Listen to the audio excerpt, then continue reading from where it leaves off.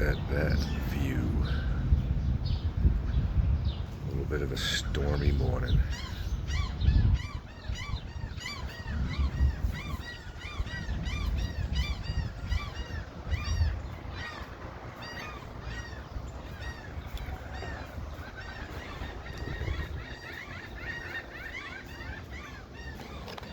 Morning, everybody. Welcome back to Disappointing Your Demons. My name is Ron, and I am a grateful recovering alcoholic. Doing something a little different today. Some midweek content. We're going to deviate from the usual storyline, and we're going to go on a side mission, as I like to call it. So I want to talk a little bit today about sobriety and alcoholism, of course. One of the things that I do to stay sober is come out here every morning and I have my first cup of coffee of the day. Oh, look, it's got the Serenity Prayer right there on my mug. And I do my meditations out here. And I'm just thankful that I get to do these meditations and thank my higher power and pray for the people that matter to me. I do that every morning. But I want to talk today about why I am doing this channel and the difference between giving up and surrendering. I was watching a video the other day about, stats and everything on alcoholism and drug addiction, but alcoholism, people seem to have the idea that, alcoholism isn't that dangerous, it's not that bad or whatever, and that like things like heroin and crack and stuff like that are, far worse, and in some respects they are. But I heard a stat, and I don't remember the exact numbers, but the stat was that alcohol and alcohol-related illnesses kill more people per year in the United States than the next 3 drugs combined. And that was really eye-opening for me. I never heard that before. And I went to a meeting, an AA meeting, and was talking about it and other things, and I was telling a little bit of my story and how I said I gave up. I gave up and I, got sober. And after I was done talking, after the meeting was over, a person came up to me and said that, I should really stop using the word give up and use the word surrender, because people that gave up are no longer with us. People that surrendered are here and enjoying their lives still. Try not to make this too much of a downer of a video, but I am going to relate a story that is pretty tough, pretty powerful. But anyways, all that got me to thinking. I started counting after I got home, and I was thinking about it, started counting all the people that I've lost to addiction and alcoholism. And alcohol by far was, outdid all of the other drug-related, addiction-related deaths that I've had in my life. But anyways, started counting, and I stopped when I got to 15. And 15 is the number of people that I've lost just to alcoholism. Now, I'm not even talking about, my friends over the years that have overdosed from heroin and things of that nature. But 15, and it's crazy. That's a pretty significant number, just from alcohol, whether it was, organ failure or, suicide or, just literally wet brain drinking themselves to death. This is the real deal, folks. Like, alcoholism and drinking, for a lot of us, it will kill us. I also saw another thing on a video, and a guy had a little saying. There's a lot of sayings in Alcoholics Anonymous and other treatment programs, but he said 3 things happen to alcoholics. There's only 3 things. You either get sobered up, you get covered up, or you get locked up. And it's true. It's true. There's no way around it. That's where it leads. And for me, I wanted to get sobered up. But so here's the story that I'm going to tell, just to show you how powerful alcohol is and how it just destroys lives. So when I was back in the States, when I was in Boston, I got sober. And I was sober for 7 years. And I started going to meetings and did all those things.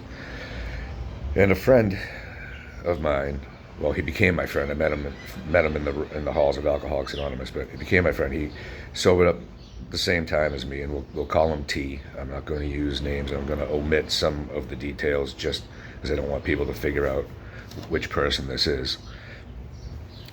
But he was just like me. He drank just like me. He had a family. He lost everything. Lost his kids. Wife threw him out, left him. All the things that happens when you get deep into your addiction. And he was in AA with me, and we were both, he was doing really well. We both really worked our program, talked quite frequently, did all the things that we were supposed to do. And little by slow, he started getting everything back. Just as I was getting everything back in my life at the time, my kids, he got his kids back, he got his wife back, and he was doing really well. And so I was sober for 7 years, but on year 6, I remember it was really close to my sobriety anniversary. I had just celebrated 6 years, I believe. And all of a sudden, T stopped coming around to the meetings as much. So T stopped coming around to the meetings as much, and I don't know if I'm supposed to be smoking cigarettes on YouTube or whatever, but I don't care. It's my channel, and I'm going to smoke cigarettes because it's the first thing in the morning, and that's what I do. Anyway, sorry about that. So T stopped coming around to the meetings as much, and it was, probably I was going to a meeting every day at this point still, maybe like 4 meetings a week, let's just say that. And he was slowing down. He had started coming to like 3 meetings I'd see him, and then 2 meetings a week, and then next thing you know, I'm seeing him like once a week, once every other week, and then I'm seeing him once a month. And I'm trying to talk to him like, dude, noticing you're not coming around as much. And he's like, man, I got this, no problem, and well, he got it all right. And one day I see him outside of AA, and he's drunk as a skunk. And when that happened, we call it getting a case of the fuckets. He got himself a pretty good case of the fuckets and started drinking again. And it wasn't too long before he was right back to, and then worse than he was when he came into AA when I met him for the first time. And next thing you know, he's lost his family again. His wife has filed for divorce. Lost his house. He had his own business.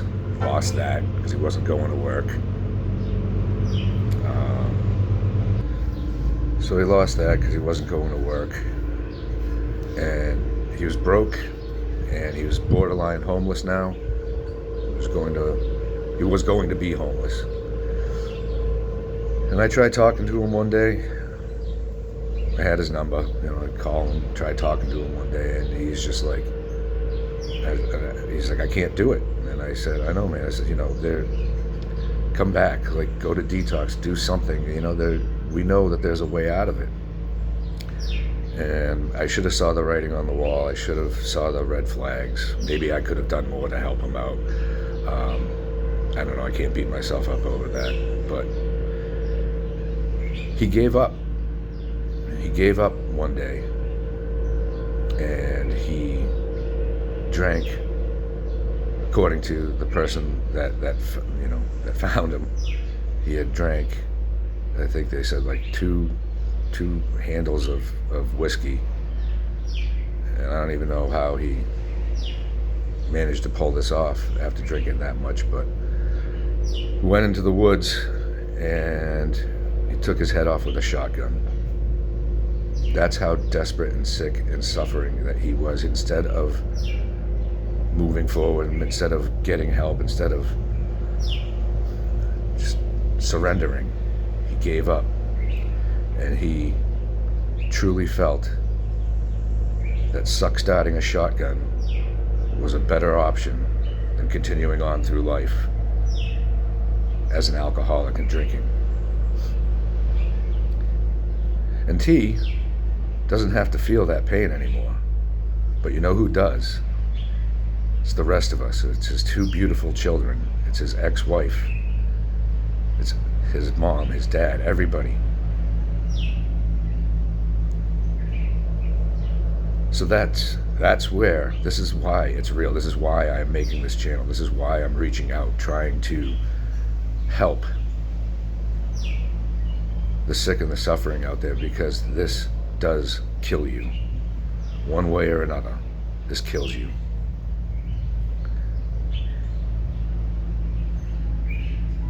I wish that there was a miracle cure. I wish that there was not such a thing as addiction. I wish so many things. I wish that I could have helped T.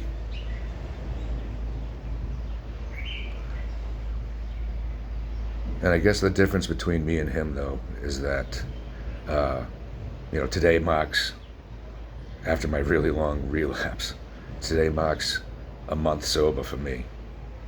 The difference between me and T is that I surrendered. I admitted that I was powerless over alcohol and that my life had become unmanageable, but I surrendered instead of giving up and sought help, because I want to live. I don't want to die. I don't want to leave that legacy for my children.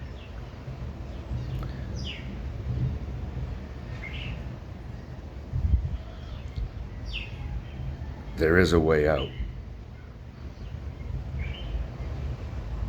It takes a lot of hard work. It's such a simple program that I'm doing, and like I said, I'm not advocating for AA or any other recovery program, but recovery programs work, but the way that they work is that you got to put the work into it as well. And I have a beautiful life. My wife is still with me. For whatever reason, she loves me.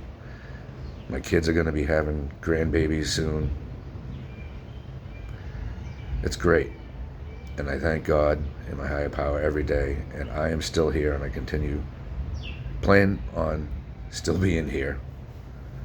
One day at a time.